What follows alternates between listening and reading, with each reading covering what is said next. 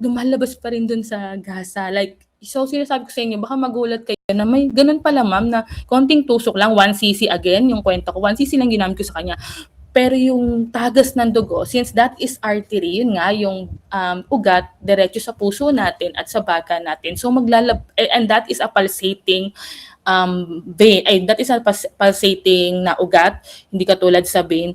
So ayun guys, tas sabi ko kay Doc, pagka po ba nagbeni sa pasyente or nagplebo, ganito din po ba yung possible na mangyayari? Sinasabi ko nga, magtuturo ako ng beni sa inyo. Tapos sabi niya, yes ma'am, kahit hindi pulsating yung vein, basta yung pasyente is multiple drug resistant na or MDR na, bleeder daw talaga sila. So gusto ko lang guys na i-aware kayo on my story na kapag nakita niyo sa pasyente, napaka-importante to read it or ibasahin talaga yung chart nila na kapag MDR sila or multiple drug resistant yun, kung susugatan nyo, akala nyo daig pa ng diabetic guys, as in magpapalsate or literal na sisirit yung dugo. So ingatan nyo since grabe yung kaba ko that time nung Monday guys, kasi nung sumirit, as in napatras ako kasi inisip ko paano pag pumasok yung sa eyes ko, 'di ba? Wala akong salamin noon nung time na yun. Pero naka N95 ako, guys, naka PPE. So paano kung sumirit yun at natalsikan kayo? So payag ba kayo na dahil sa work ninyo is magkakaroon kayo ng AIDS, 'di ba? So ayan guys, so yun nga, sabi ni Doc, kahit beni pa yan or plebo pa yan, bleeder na talaga sila. So guys, pag sinabi kong bleeder, as in, guys, sabi ko sa inyo, tumatagas talaga yung tawag dito, as in, sumisirit talaga yung dugo. Tapos, after 1 hour, para matapos yung kwento natin, sa left side ako ulit nag-try kumuha. Okay? So, dun sa left side, dahil siguro may dala na yung pressure, kasi may kasama akong doktor, nakakuha na ako, guys. So, ayun, guys. Tapos yun nga, pag after ko rin ulit pagkuha dun sa left, kasi talagang tinabi ko agad dahil natatakot akong matusok, no? Syempre, AIDS yun. Ayun guys, si Doc na rin yung pagkatanggal ko agad nung needle, si Doc na yung nag-assist sa akin na ibalot yung kamay ng pasyente kasi nga dugo ng dugo. So parang hanggang sa makalabas ako, iniisip ko kung tumitigil na ba yung dugo, ganon. So katulad ko, professional na ako guys, pero para lang meron kayong awareness or na wag kayong magulat talaga kapag may mga ganong incident na bigla na lang sisirit yung dugo, nakala nyo gripo. Okay, so tsaka plus, yes, we take care of our patient, number 1, pero kayo, kung ang goal nyo talaga yung magtrabaho sa gobyerno sa umpisa ng pagiging RRT nyo guys, unahin natin ang pasyente pero unahin din natin yung sarili natin. Unang-una, lalo na if the patient is contagious. So ako guys, hindi ko tinatanggi, sinishare ko sa inyo na umatras talaga ako nung sumirit. Kasi kailangan kong protektahan yung sarili ko. 'Di ba? Hindi pwedeng matalsikan yung mata ko or matalsikan yung mga butas ng face ko, 'di ba? Kasi automatic that is an entry and the patient is on the progressive part of the AIDS. So, hindi yan totoong nangyayari to. So, makaka-encounter at makaka-encounter kayo ng pasyente na may ganon. Sa RT, sa Radtech guys, sa experience ko, dahil magkatabi lang kami ng unit, more on sa inyo naman, hindi naman masyado yung AIDS guys. Pero HIV, madaming. Halos marami pa rin pinapag-contrast media na HIV patient para mas makita kasi yung severity kung saan na nagkalat sa baga nila yung problema. Kasi di ba nagkaka-TB talaga kapag HIV patient. So ayan, lagi kayong ding na-expose sa kanila. So ayun lang guys, gusto ko lang i-share sa inyo na ingatan nyo talaga yung sarili nyo kapag your patient is infectious one. Okay? So, yun lang. Tapos, ayan, yung i-avoid nyo nga is the arteries, not the veins. So, hindi lang tayong pwedeng, tira ng tira or beni lang ng beni, plebo lang ng plebo ha. Basahin nyo yung chart ng pasyente ninyo. So, saan ba ginagamit ang benipuncture? So, what are the indications for benipuncture? Number 1, sa trabaho ninyo as future Radtechs are contrast agent administration. So, benipuncture enables precise delivery of iodinated contrast media for CT and gadolinium-based agents in MRI scans. So, alam nyo na yan. Imaging-related medication injection. So, dito tayo magtungo. So, necessary for intravenous administration of medications, facilitating enhanced imaging and patient preparation protocols. So guys, may mga pagkakataon po na kung hindi contrast media yung ilalagay sa pasyente, okay, or kunyari, ito mismo yung araw ng benin ninyo or yung pasyente is, for example, under the surgery, ganyan. May mga times na para hindi na po ulit tusukan yung pasyente, kung nabanggit na ni ma'am, dun kung saan kayo may site for Beni, dun na lang din pinapasok or sinasabay na ipasok yung medication para hindi tayo nagsusugat sa pasyente. So, since IV naman yan, so lahat ng mga IV meds na sinasabay, pwede na po dyan sa site kung saan kayo nag-Beni. Not unless hindi nyo pa natanggal guys ha, yung needle. Kung natanggal na, wala tayong magagawa kundi tusok ulit. Pero kasi karaniwang ginagawa dyan, kapag may IV medications yung pasyente at nakapag-Beni na kayo, Radtech, hindi na muna pinatatanggal, okay, yung needle or yung cannula para mapasukan pa ng ibang gamot. Diagnostic blood sampling. So, ito naman yung para mas mabilis tayo. Allows collection of blood specimen essential for laboratory diagnostic tied to imaging investigation and patient assessment. So, ano to? Yung diagnostic blood sampling, mga pasabay. So, ano ibig sabihin ng pasabay? Kunyari, nakatusok ka na, tapos may kasabay kang, for example, ako, sabihin na natin respi, tapos medtech. Since nagtusok ka naman na, tapos lalo na makakasabay nyo dito yung medtech. Kunyari, nauna ka sa medtech na magtusok, since kailangan nila ng dugo, i-withdraw na lang natin. Parang sasabihin sa inyo ng medtech, huwag kayo magulat doon ha. Parang, uy, pasabay naman ako. Kumbaga, yung dahil nga nakapagtusok na kayo, 2A, yung tag dito, kukuha lang ng tube para magkuha ulit ng dugo para hindi na tumusok na ang panibago doon sa pasyente. So, ayun guys, parang bigayan lang din kayo since sa veins naman sila kukuha. So, kukuha na sila ng blood sample, hindi na sila mag-extract. So, ayun, pampadali ng buhay, kumbaga. So, ito, another, same lang din naman to. So, indications ulit ng venipuncture for Radtech, CT imaging, MRI scan, injection technique. So ito, ipaliwanag ko yung nandito sa injection technique, which are the bolus injection and drip infusion. So pag sinabi nating bolus injection, may idea ba kayo kung ano yung ibig sabihin ng, may idea ba kayo kung ano yung ibig sabihin ng bolus injection? 1A. Wala.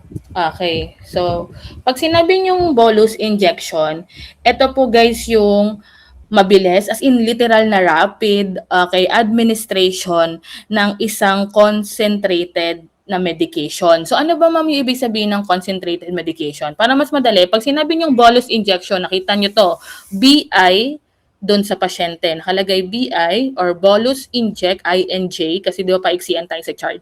Bolus injection, ibig sabihin that pagpapadaan po ng medications, diretso yan sa digestive system, GI. Bolus, di ba, naalala nyo, yung bolus yung tawag sa pagkain pag nasa mouth, hanggat hindi pa siya nagiging kaim. So, in short, itong bolus injection, mga anak, is supplement or food para sa pasyente. Okay? Pagkain nila na pinadaan nyo via Beni. Next is drip infusion. This is slower and controlled. Again, pag bolus, rapid to ha, mabilis. Hindi pwedeng babagal-bagal dito. So, ma'am, paano yun? Kunyari, RT ako at bolus injection ang gagawin namin sa pasyente.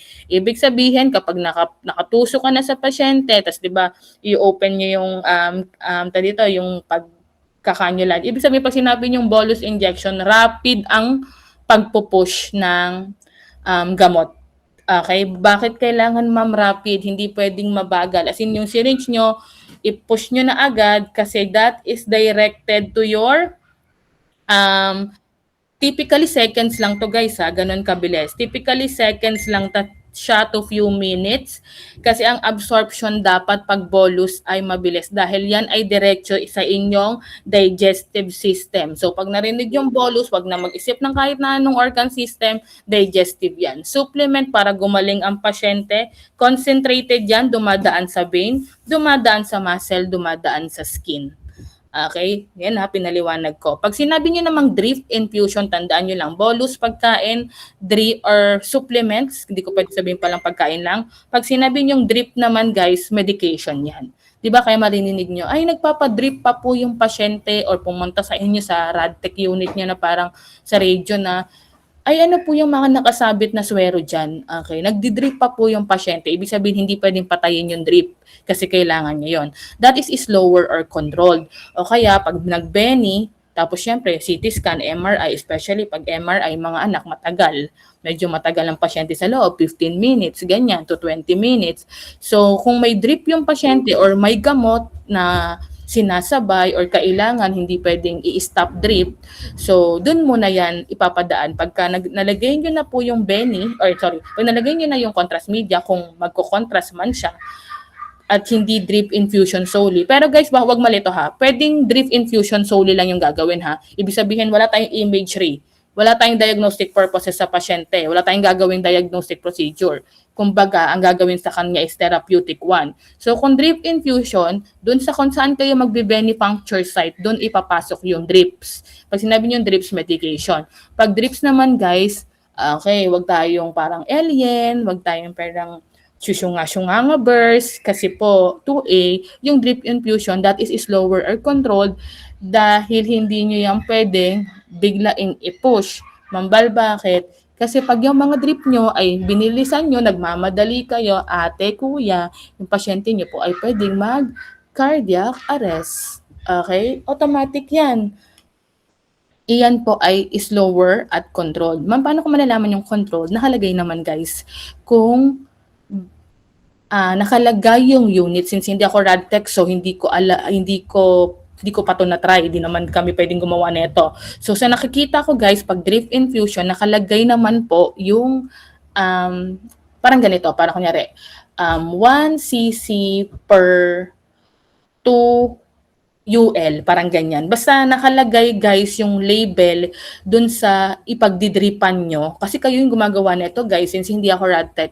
So, nakalagay naman doon, naka-specify po kung gaano kabagal yung drip na gagawin ninyo sa pasyente ninyo. So, clear tayo doon ha. So, yung pagbibe ninyo, kaya malaking bagay na matutunan. Kasi hindi lang yan dahil magpapasok kayo ng contrast media, makakapagpasok din kayo ng supplement at ng medication. Kaya nga sabi ko, di ba guys, sa bahay, ang laking bagay na natutunan yung pagbebeni. Kaya talaga parang pinush ko din na matutunan. Tsaka yung sana matutunan nyo guys pag na-intern kayo, kapag hindi kayo masyadong toxic, is magpaturo kayo kung paano magswero.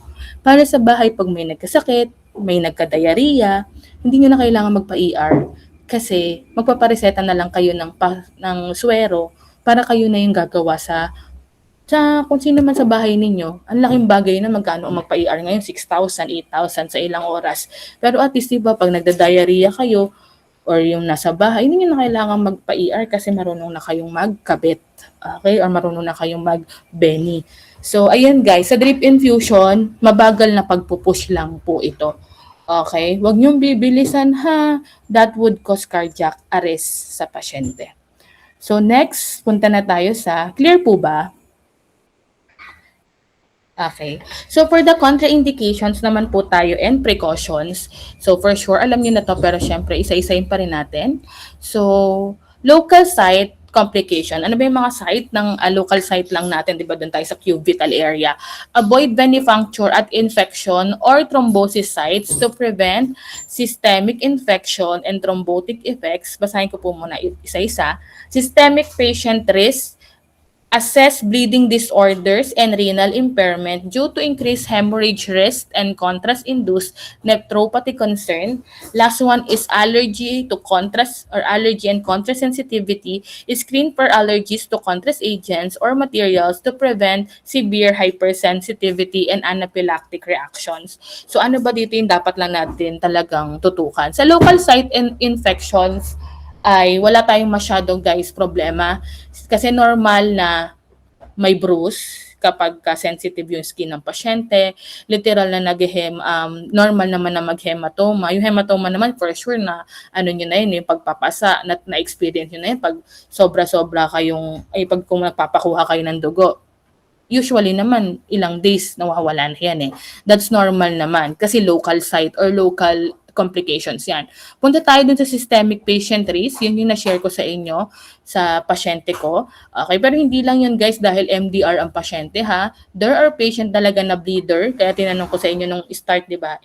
Especially if the patient has hemophilia. So ganito, ma'am, kapag po ba yung pasyente namin nakalagay talaga na hemophilic, itutuloy pa rin po namin yung pagbebeni. Okay, kasi automatic pag hemophilic, hindi titigil yung dugo. Okay? So ganito guys, para sa pagpapangalaga na lang ng lisensya ninyo balang araw. Kung hemophilic ang pasyente ninyo, tumawag kayong doktor. Kung hindi nyo kayang utusan yung doktor, ay sabihan nyo agad na parang, Dok, kukuhanin ko pa po ba ito ng Beni or magpiplebo pa po ba ako? Kasi po, yung pasyente is hemophilic.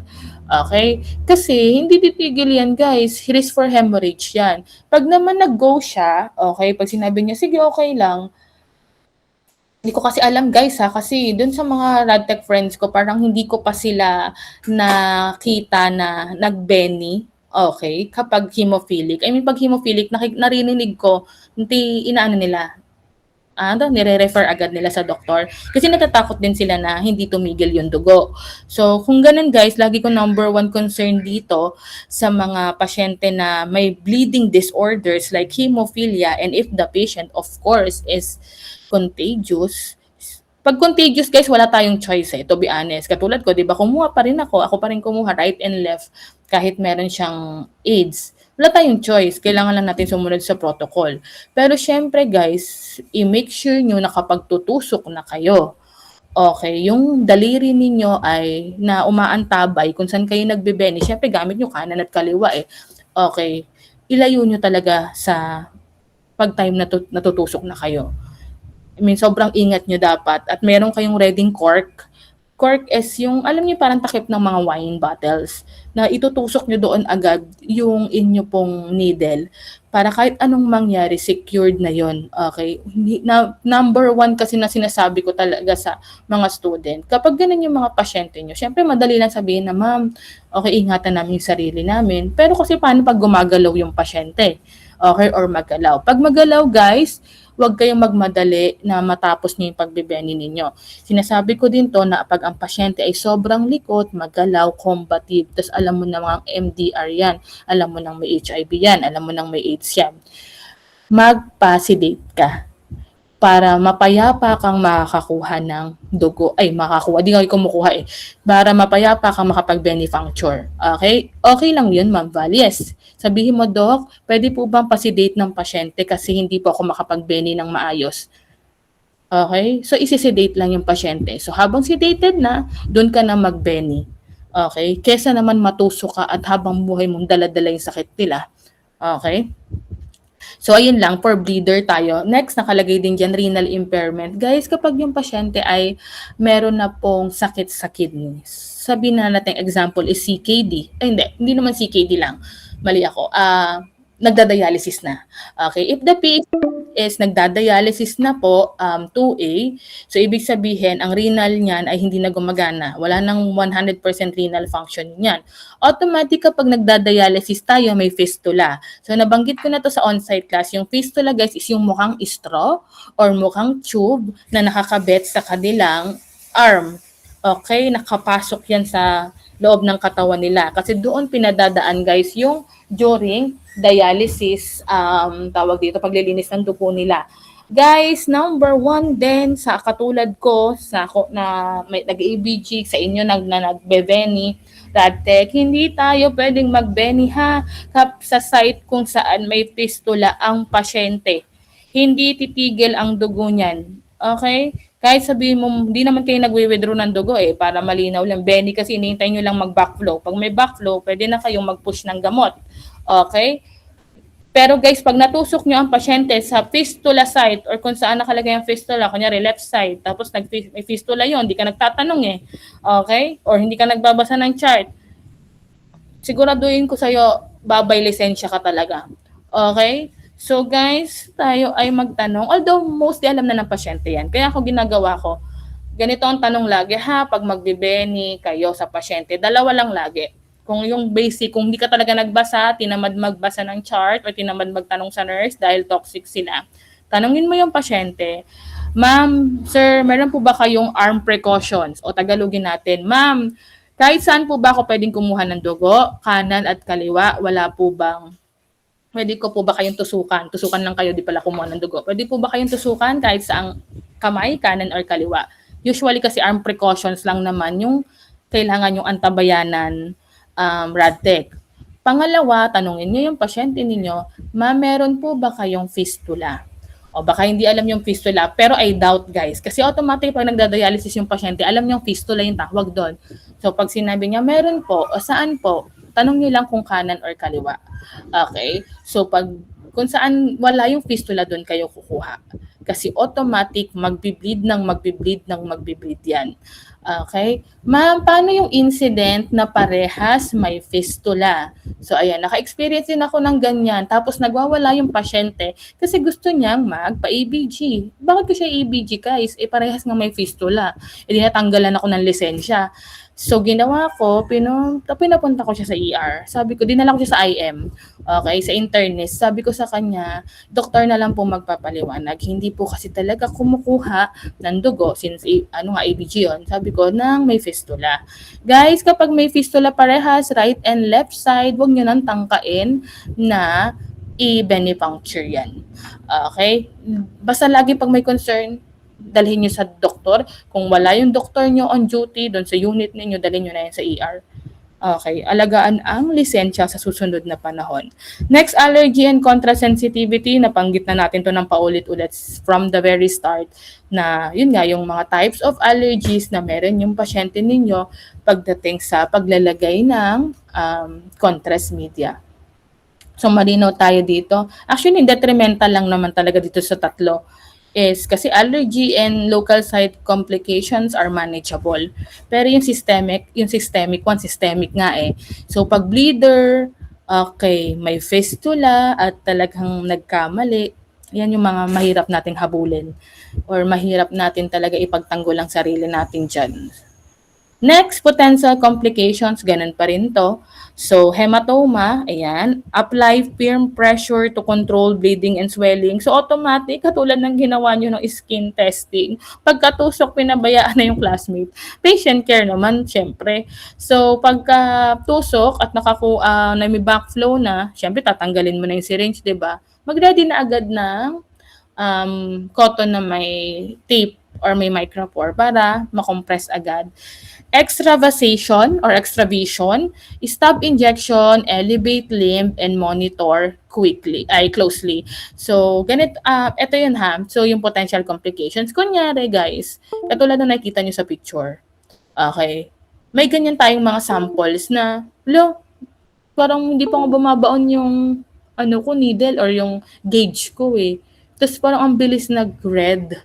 Hindi naman ganyan ka-OA na ganyan kalaki, pero parang ang bilis nag-red ng. Pag ganyan guys, ibig sabihin yan, it's either yung pasyente ninyo ay may sakit sa puso or either yung pasyente nyo baka may tubig sa baga. Okay? So ang gagawin natin, dahil hindi pantay yung arms sa level ng puso, makinig, okay, nagkakaroon ng ganyan, yung extravasation. So gagawin nyo, literal na withdraw or tanggalin ninyo yung inyo pong needle, i-elevate nyo yung part kung saan po kayo tumusok, kunyari kamay. So how to elevate your landmark is level of your heart. So iaangat nyo para maging magkapantay sila and i-monitor nyo kung mawawala bigla yung ganyang klase ng red patch. Maliwanag. Okay? Sa totoo lang naman guys, sa totoong buhay, kung RT na kayo at gagawin nyo yan, nakakataranta talaga sa una pag may ganyan. Kahit naman ako nung first few ko, nung nagtatrabaho ko, parang pag may kakaibang nangyayari sa pasyente, nakakataranta. Pero, kung hindi natin kailangan mataranta, kailangan lang natin alam natin yung una muna natin gagawin. So, wag pabayaan yung pasyente. So, ganyan, biglang pop up agad yung redness, biglang may kakaibang nangyari sa skin. Parang ikaw naman sa isip mo lang, hindi pa malalim yung tusok ko ah. Okay. So, ang tawag sa word na yan is extravasation. Okay. I-level nyo lang po sa puso yung limb kung saan kayo or sa site. Tapos, i-monitor nyo kung mawawala. Kasi karaniwan guys, pag lumebel na sa puso, okay, yung kamay, unti-unti siyang nagsasubside. Okay, naintindihan ba? Next is 2A. Walang nag-react eh. Allergic reaction. Okay, you watch your patient and give antihistamine or epinephrine as needed. So alam niyo na rin to, 'di ba, nung start pa lang alam niyo naman kung kailan gagamitin ang antihistamine at epinephrine. Then we have your vasovagal syncope. Elevate the legs and provide oxygen to prevent fainting. So ito namang syncope o yung pagkahimatay, ganyan. Actually hindi naman to, guys, nangyayari dahil tutusukan yung, di naman to nangyayari dahil nagkamali kayo ng tusok or nagkamali kayo ng beni.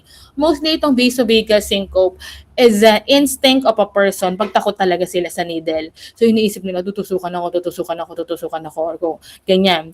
So, automatic nagsisyncope yung pasyente. Okay, so wala namang dapat ipag-alala kung sakaling nahimatay talaga or namutla. Pero hindi pa ako naka-experience, guys, ng nahimatay eh. Namutla lang. Kasi nakikita niyo parang naging paper yung mukha. Namutla. So, again, bawal mataranta. Hindi porket namutla yung pasyente niyo, hindi niyo na itutuloy yung beni ninyo. Paano pag kailangan yan? So, you have to elevate the legs. Okay? Kung papunta pa lang kasi yun eh. So, i-elevate niyo yung legs. O kaya, you do, tawag dito, yung iwawag nyo, guys, yung paa ng sabay. Okay, yan. So, gagawin niyo yon, papagawa niyo pala sa pasyente para po, okay, ma-stimulate yung vasovagal nerve. Okay, para hindi matuloy yung kanyang pagkahimatay.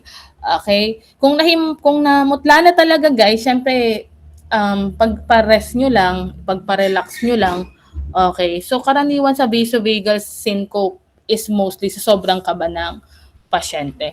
Elevate the legs, do your feet wagging, tapos magiging okay na rin yan. Pag hindi pa, yung tinuro ko din sa inyo last time, yung dito sa may leeg, isa lang ha, isang part lang, yung parang imamassage nyo. Yan. Para hindi matuloy yung syncope. So, ayan.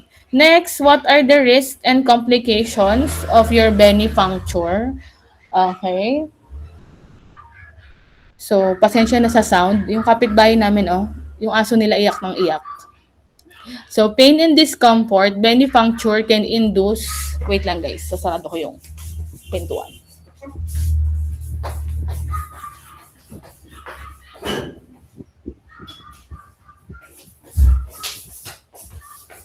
So again, sorry na, for the risks and complications, for pain and discomfort, beni puncture can induce localized pain or discomfort, impacting patient tolerance and procedural success. So, ito naman karaniwan to eh, parang masakit, kahit naman tayo, di ba, pagka nagpapalaboratory tayo, masakit naman talaga. Pero dapat the pain and discomfort should not hindi prolong, di ba? Hindi yung after 1 hour, masakit pa rin. Baka naman may na-damage ka na dyan na nerve.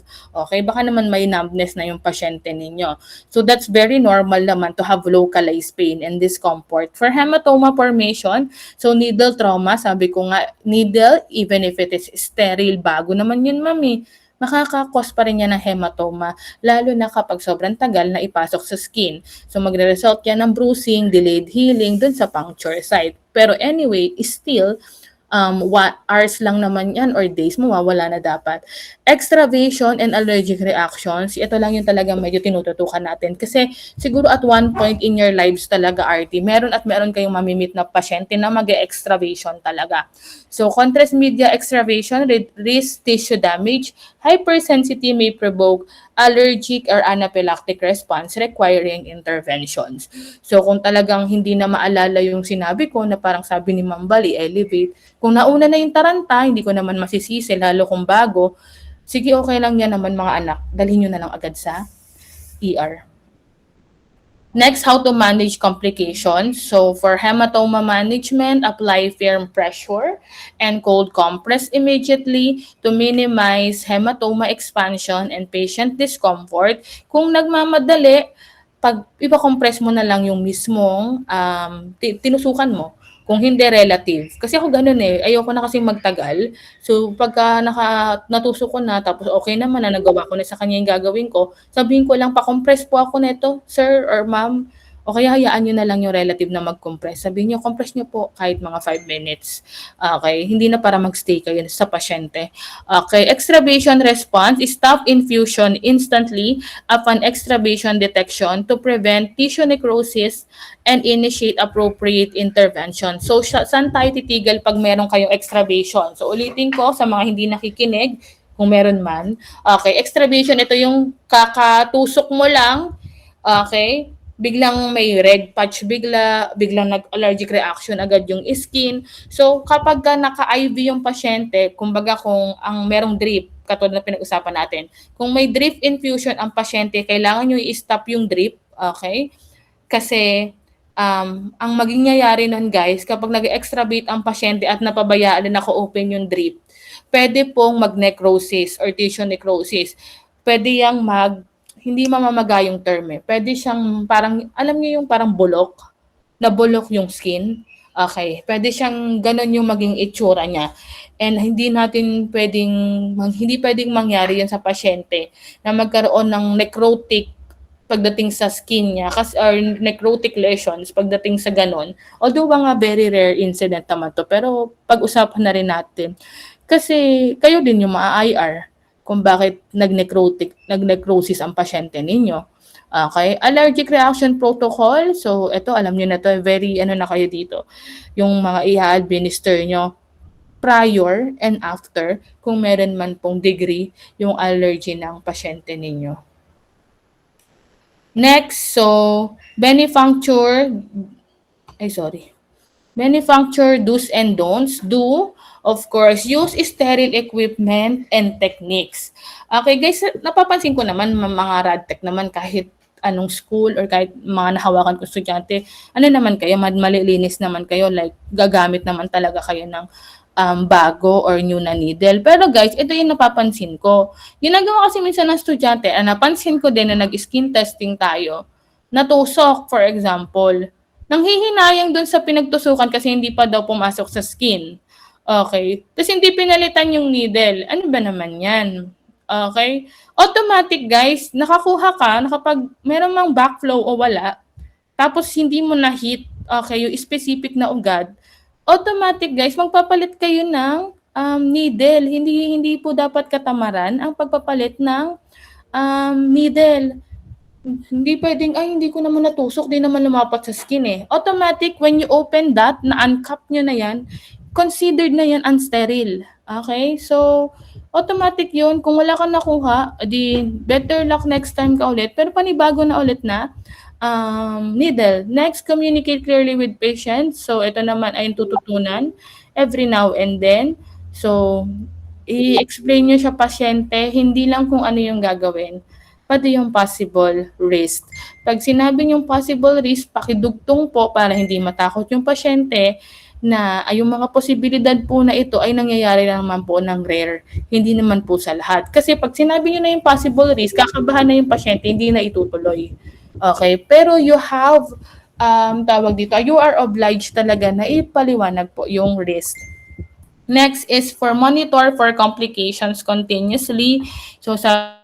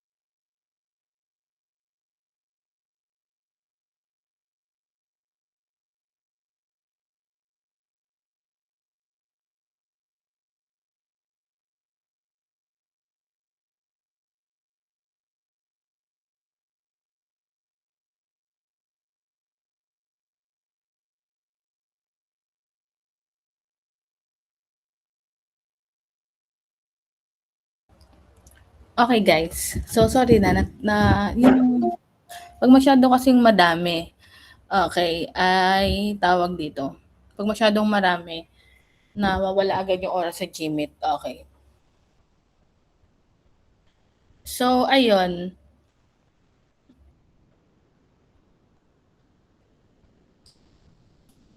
so anyway, so punta na tayo sa benefancture do's and don'ts. So hindi ako nagko-confirm ng estudyante or di na ako nag-a-accept ng mga hindi, just so you know lang sa mga nakapasok na. Kung hindi ka nakapasok kanina, okay, ano pang maiintindihan mo sa pangalawa?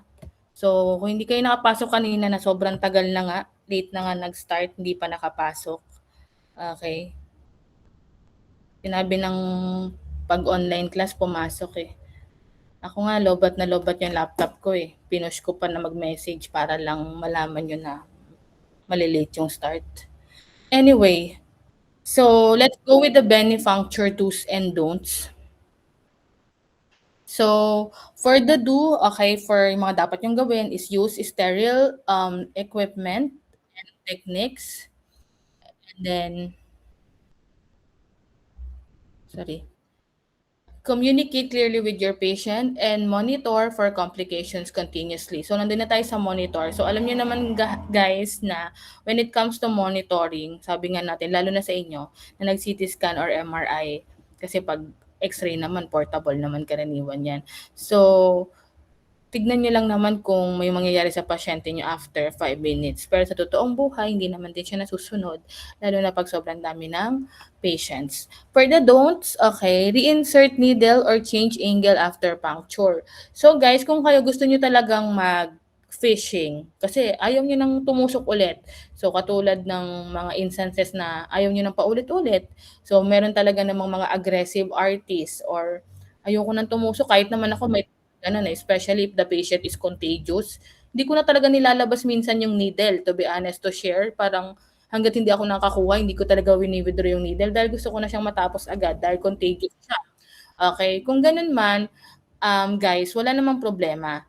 Nagkakaproblema lang tayo kasi hindi puwedeng nailabas mo na yung needle ta's ire-reinsert mo ulit. Hindi na 'yan sterile. Okay, so don't ever, um tawag dito, tried na nalabas mo na yung needle tapos hindi mo pa siya tapos ire-reinsert mo siya. Hindi po pwede yon. Kung gustong mag-fishing dapat yung, needle nandun pa sa loob ng skin. So pwede ka pang magpalit-palit ng angle. Pero once na nalabas mo na yan, hindi mo puwedeng ipasok ulit. Nagkakaintindihan tayo, okay. So next is, um use veins that are sclerosed or infected. So, nakalimutan ko rin pala 'tong banggitin kanina 2A. Kapag yung site, kahit sabihin yung sinabi naman po ng nurse or ng pasyente na, "Okay lang po ma'am, kahit saan daw po kumuha, kung kanan or kaliwa." Pero kung nakikita niyo na iba yung labas kasi yung ugat kaysa dun sa ugat na galit. Okey, gets niyo ba yung parang point ko na parang magkaiba yun mga anak.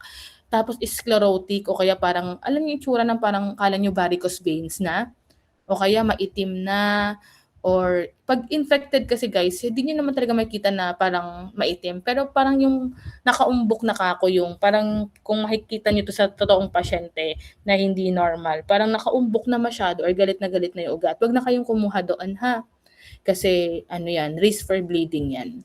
Tapos ignore patient discomfort or adverse, signs. So, hindi porket sinasabi ng pasyente na masakit na is okey lang tutusok ko pa rin 'to, normal 'yan ma'am, okey 'wag. Na lagi pa rin tayong patient care. Number 1 'yan, pasyente ang laging nasusunod, okey, or pasyente yung dapat nating unahin.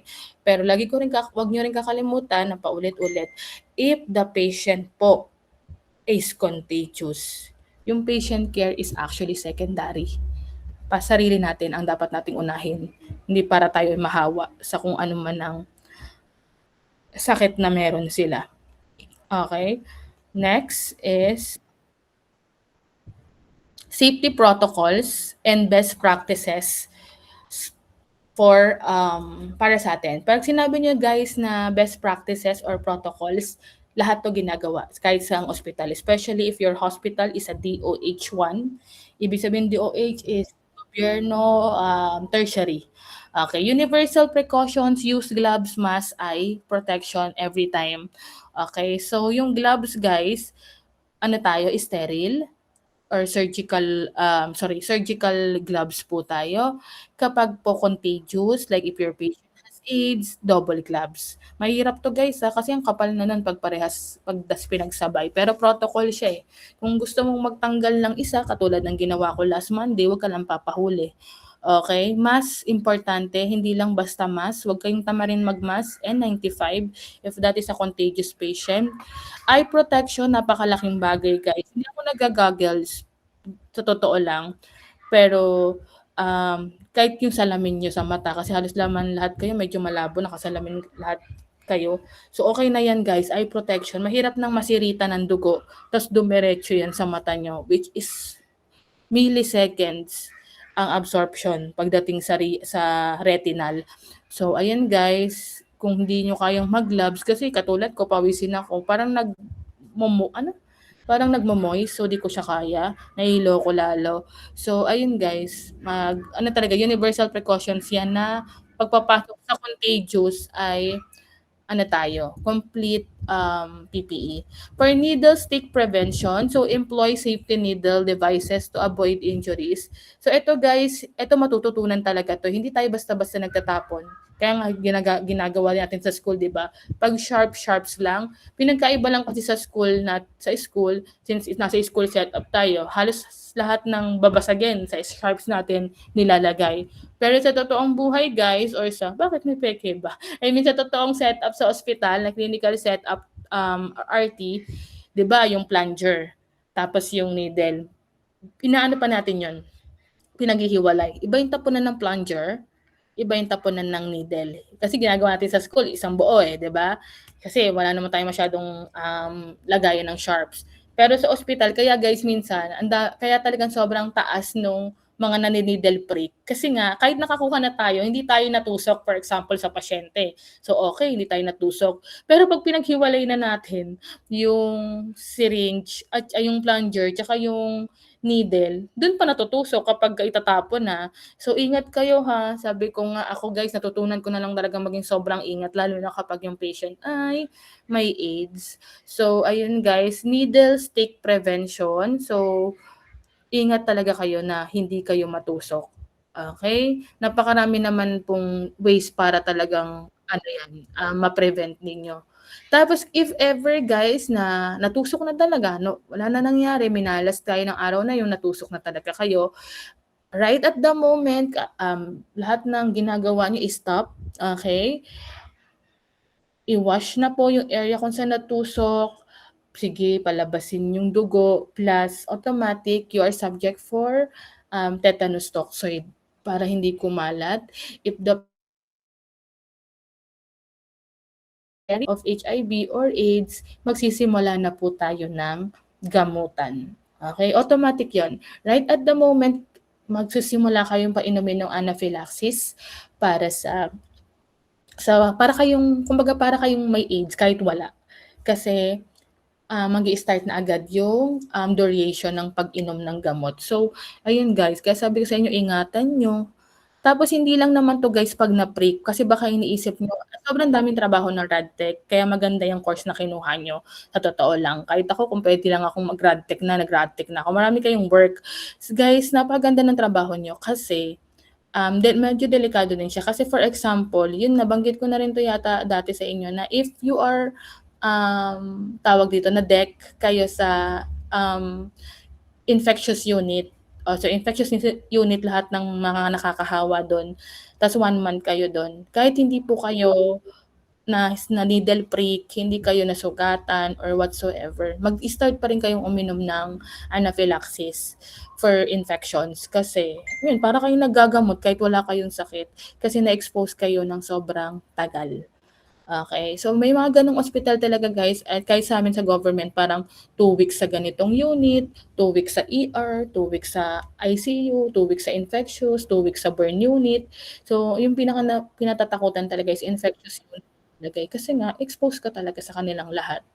Yung siyempre nagsasalita ka, humihinga ka, sila din nagsasalita, humihinga, umuubo. So, kasama sa part ng trabaho natin, trabaho din ninyo.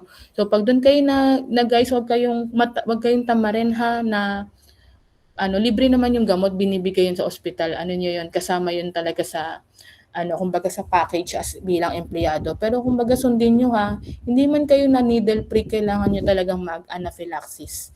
Kasi kung tatamarin kayo at iisipin niyo na ba't ako iinom nito, ang tagal-tagal iniinom, wala naman akong AIDS. Baka mamaya dahil hindi ka sumunod is ma-expose ka na. I mean, dahil ma-exposure ka, baka hindi mo alam, bigla ka na lang magkaroon. Okay, tandaan mo yung pasyente mo kinakausap mo. 'Di ba? Yung pasyente mo nagsasalita, yung pasyente mo umuubo. So better na to take na lang those medications. Sharp disposals, ayun nga, may designated containers tayo diyan. Next one is tools and equipments needed. So what are the tools and equipment needed? Okay? So personal protective equipment, okay, gloves. Siguro naman walang matapang na nilalang dito na walang hindi magga-gloves, okay. Sterile insertion devices, so sterile needles and catheters must be used to minimize infection risk and maintain patient safety standards consistently. Disposal and dressing materials, so yung hindi lang sharps at needle disposal ang tinatapon sa tama, pati yung mga adhesive dressing, so yung mga gasa. Okay, kasi dugo yan guys, eh. Parang ang isipin niyo na lang po palagi, hindi lang yung sarili niyo yung dapat niyong pangalagaan. Hindi lang tapon ng tapon. Ito kasi yung paulit-ulit guys na sineseminar sa ospital, yung proper waste disposal. Huwag tayong maging makasarili. Okay, bakit? Kasi 'di ba kung hindi mo itatapon sa sharps yung talagang yun yung term, kung tamad ka at wala kang pakialam at hindi mo itatapon sa yung mga sharp sa maayos na lugar. Guys, yung mga utility natin, yung mga naglilinis sa'tin, may pamilya din sila.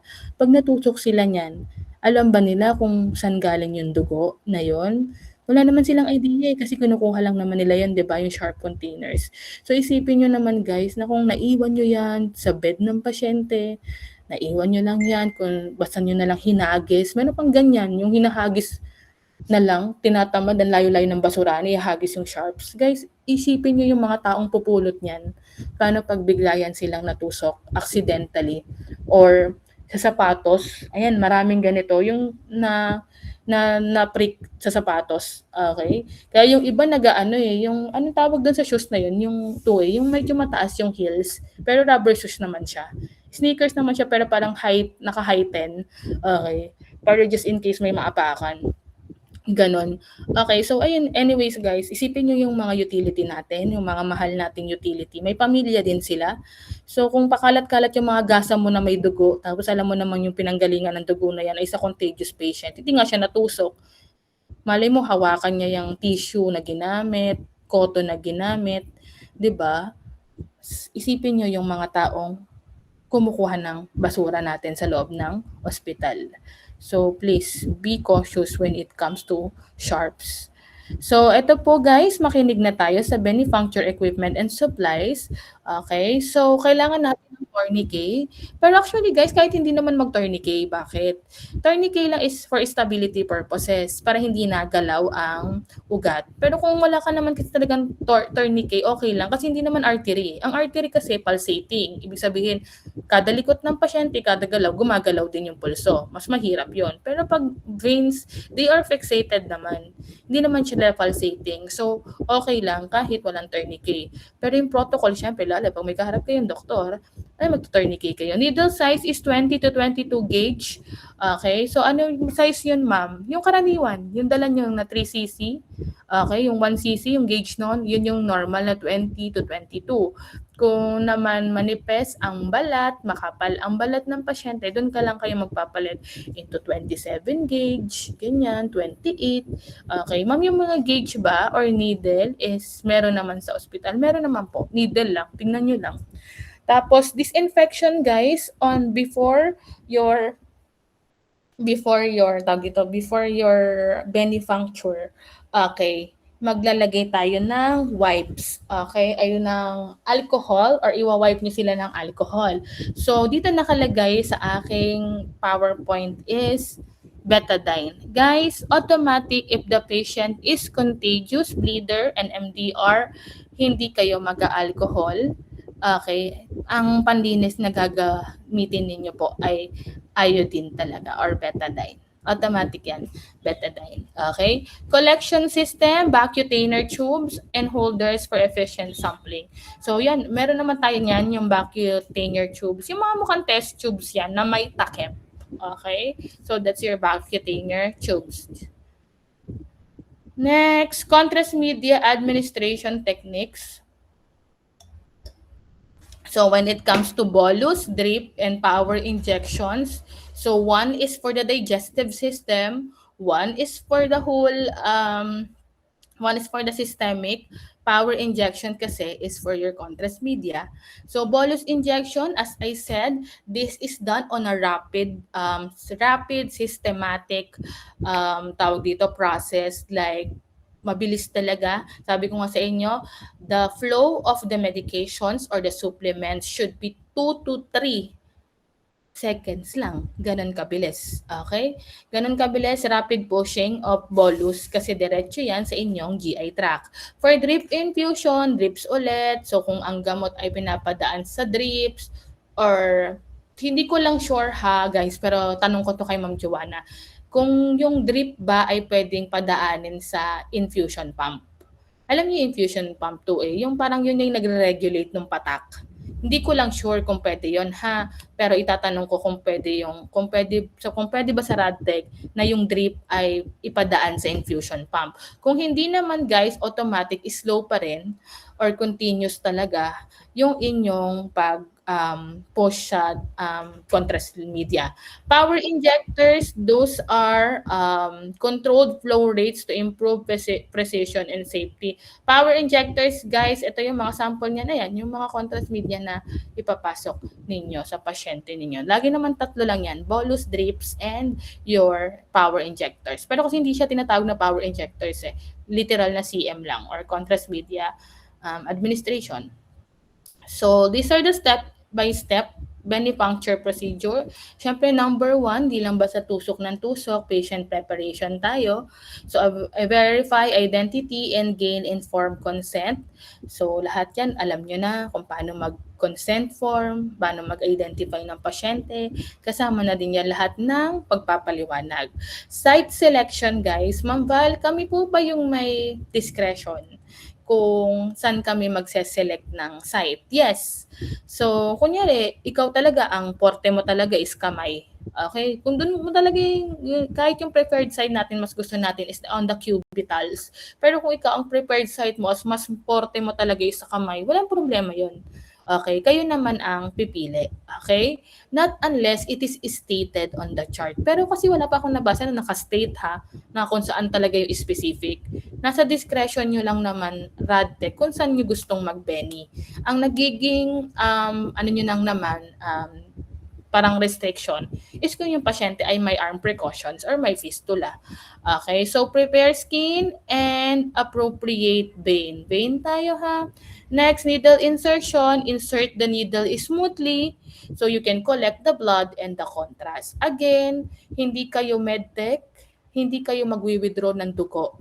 Ang hinihintay nyo lang pag na-insert nyo yung needle is the backflow. Pag may umangat na backflow, ibig sabihin na hit nyo yung tamang ugat, then you can start to uncap the cannula para mailagay po ang contrast media or yung drips kung gamot po ang kailangan. Tapos pagkatapos nun, syempre, withdraw or tatanggalin nyo na yung needle. Pagkatanggal, syempre, apply pressure. So, step by step ulit tayo procedure. So, pre-procedure verification. Ayan. Ay guys ha, syempre, pagkatapos kausapin yung pasyente, ipakita ninyo na naghugas kayo ng kamay or nag-alcohol. Kasi paghugas ng kamay, nagagawa na natin to Pero, sa harap niya, nakita nyo na bago kayo mag-start, nag-alcohol kayo. Okay? To prevent contamination, Okay? Plus, yung pinagkaiba niyo pa pala sa ibang professions, RadTech, is yung preparation of your medications, contrast media, hindi kayo nagpe-prepare patalikod. Hindi kayo nagpe-prepare ng pagdating niyo sa pasyente kasi kami gano'n eh.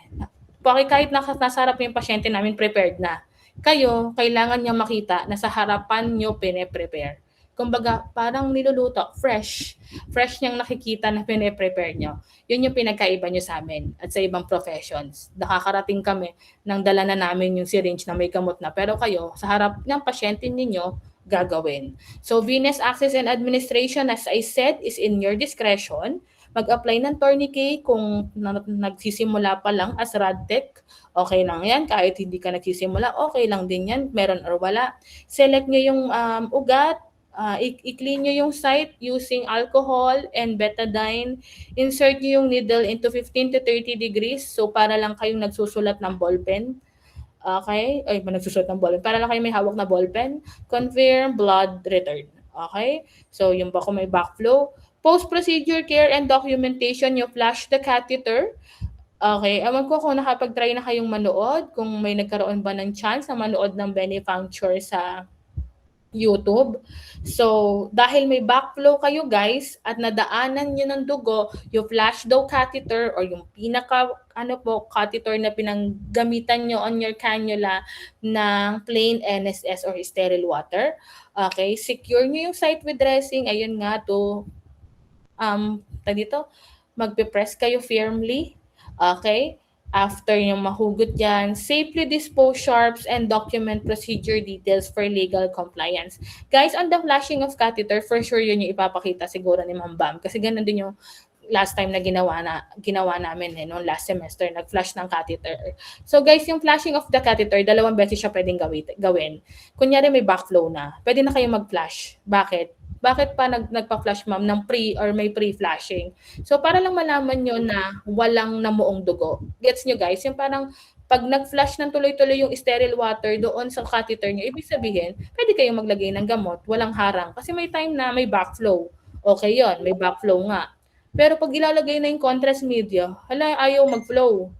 So ibig sabihin may bara doon sa catheter. So, pwede na pag may backflow mga anak, you flash the catheter muna ng sterile water. Hindi naman sobrang dami. You flash the catheter with sterile water, isi-syringe nyo lang yon. Tapos, kapag okay naman, edi tsaka kayo mag-start ng paglalagay ng contrast media. Mas okay yon kasi at least meron kayong hindi masasayang yung gamot. I mean, meron kayong pre-trial na nag-flash kayo ng catheter. Tapos magpa-flash din tayo after. Kasi para, tawag dito, pag hinugot nyo na or winidraw nyo na yung needle ay malinis. Okay? So, ito guys, yung next slide. This is a video eh. So, hindi ko alam ba't hindi siya hindi siya, sa RadTech community to eh. Pero hindi ko alam kung ba't hindi siya kasi PDF tong, pero send ko to para makita nyo. Send ko rin siya ngayon. Okay. So, kung paano mag-Benny. Ang gamit niya dito, guys, dito sa video na to, sa slide 18, is butterfly. Pero walang flashing kasi sa Amerika to. Okay. Butterfly, tas brachial. Okay. Sisend ko yan sa GC natin. Tapusin ko lang to. Pero may sisend ako nung sa amin yung video talaga na ginawa. For patient preparation and communication, this is paulit-ulit na po, informed consent, allergy verification. It is not only for the security of your patient to ensure patient safety, but also yours talaga dahil kayo ay may lisensya na sa darating na panahon. Hydration and sensory communication. Recommend pre-procedure hydration So guys, painumin nyo ng tubig yan. Kasi kapag po dehydrated ang pasyente, hindi dilated ang veins, mahirapan kayong kapain yan. Inform patient about typical sensation, wag nyo na pong i-sugarcoat. Tama na ang pagsasabi na, ma'am, parang kagat lang to ng langgam. Hanggang ngayon may nagsasabi pa rin yan. Nakakarindi ng pakinggan, hindi naman totoo. Okay, any kind of phlebotomy, Benny, or ABG is painful. So, tigil na yung mga ganyang ang aano sa pasyente. Hindi ganyan ang pagpapaliwanag. Next, post-procedure monitoring and instruction. So, yung mga signs of complications like pain, swelling, let them know that is normal unless it took days para it took weeks pala para mag-subside. And last one, for documentation and record keeping. So you record the details, date and time of procedure. Mukha lang madali kahit hindi ko ipaliwanag. Pero as I said, sana pwede nyo ilagay yung seconds. Kung nag-beni kayo ng 11:56, hindi na para i-round off nyo yan at gawin yung 12:00. 11:56, you put 11:56 para if there is something na may mangyayari sa pasyente ninyo, magiging legal basis natin para maprotektahan ang lisensya ninyo is the time na you left the patient. Site of venipuncture, kung saan po, kasama yan sa details ha, kung saan kayo kumuha, right or left, tapos specific, brachial ba or radial ka ba kumuha, type and amount of contrast, kasi magkakaiba tayo, depende sa timbang, at height ng pasyente. Patient monitoring, kung wala naman po kayong any adverse reactions, no lang yan. Sa chart, interventions performed, follow-up recommendations. So, alam nyo na yan.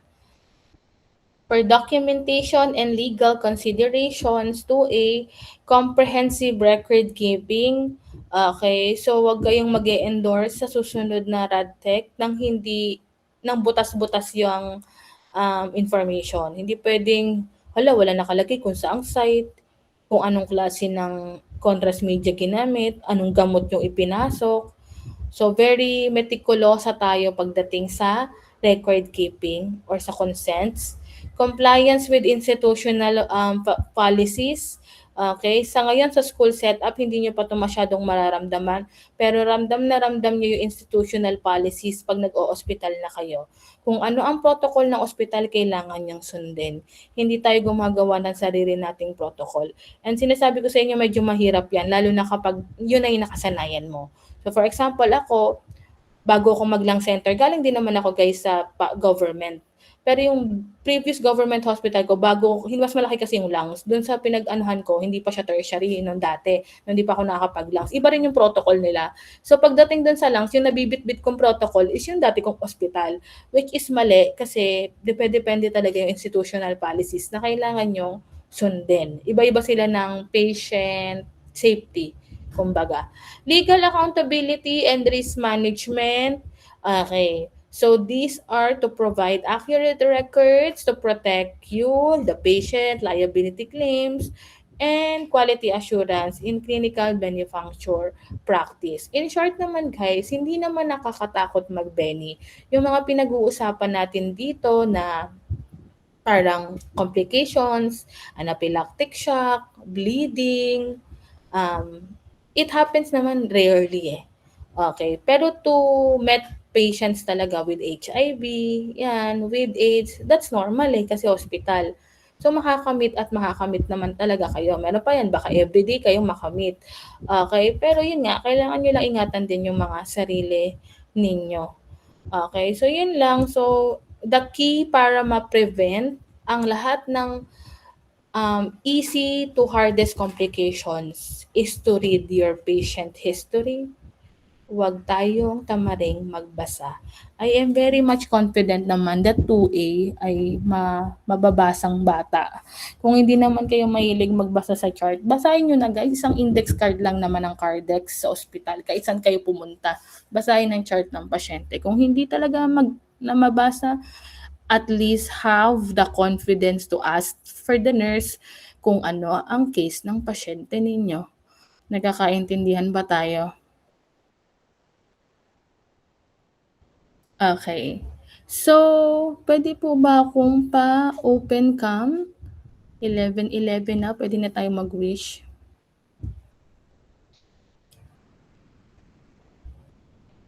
Para for ano lang po, tawag dito, attendance. Naglalag talaga si Ma'am Val bilang ako ay puyat na puyat guys. So, sorry na. Okay, so may tanong po ba? Naglalag na talaga ako kasi parang 4 AM na ako nakatulog. Sobrang init. May tanong pa po ba, RadTech? Wala na? So, for the exam pala, ay, grabe naman yung thumbs up. Parang disagree lang. Ay, thumbs down pala. Okay, guys, so for your examination, your exam is may result. May ano na ba? Schedule pa? Wala pa. So guys, your exam is 100 items, as I said. I-note ko na lang po yung topics. Okay? So, isi-send ko yung topics ng final exam ninyo. So, yung guys, yung sinend ko prior ha, kasi talagang hindi ko na dapat yun tawag dito, i-discuss kasi diniscuss na yun ng paulit-ulit sa patient care tsaka sa lecture nyo. Yung, kumbaga sinend ko lang kasi yun yung pagkukuhanan ko dahil PowerPoint ko yun. Yung aseptic techniques, yung sinend ko. Basta yung the last two na sinend ko bago tong Benifuncture ko. Kasama yun on my exam. Lahat ng coverage isi-send ko para may idea kayo. So, written tayo since hindi allowed ngayong finals ang laboratory. Again, magsisend ako. Lahat ng prinamis ko, yung 2 video, isisend ko yan within, kung mapapasa sa akin ni Ma'am Bam sabi niya kasi sa akin Sabado eh. Basta, ipapasa ko yan ng buwan na to. Okay? Para panoorin nyo ng paulit-ulit. Tapos, ano ba, if you have time nga, open pa rin naman ako kung gusto niyo talagang matuto, walang problema, gabayat ko kayo kung gusto niyo Beni, and any other time kahit next magsabi lang kayo sa akin, okay? Ayan lang guys. So the exam is of course LMS, hindi na naman paper. Kasi LMS na daw ang protocol ng school, tsaka ano pa ba, 100 items. Yan lang. So, ganun pa rin naman. No opening of tab. So, hindi na tayo magkakaproblema sa spelling because major exam has choices naman. Okay. So, may tanong pa ba? Okay. Medyo madami-dami yung finals na na tawag dito, coverage. Pero kasi, those are actually clinical applications naman. Okay. Open cam na po tayo mga anak. So, yung mga hindi nakapasok dito ha, wag na kayong mag-PM ng mag-PM sa akin ha. Nagsabi na ako nung nakaraan pa.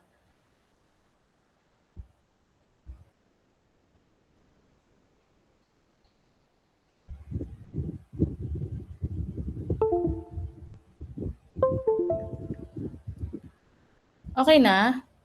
Guys, sino pwedeng meron din kayong shot sa end nyo?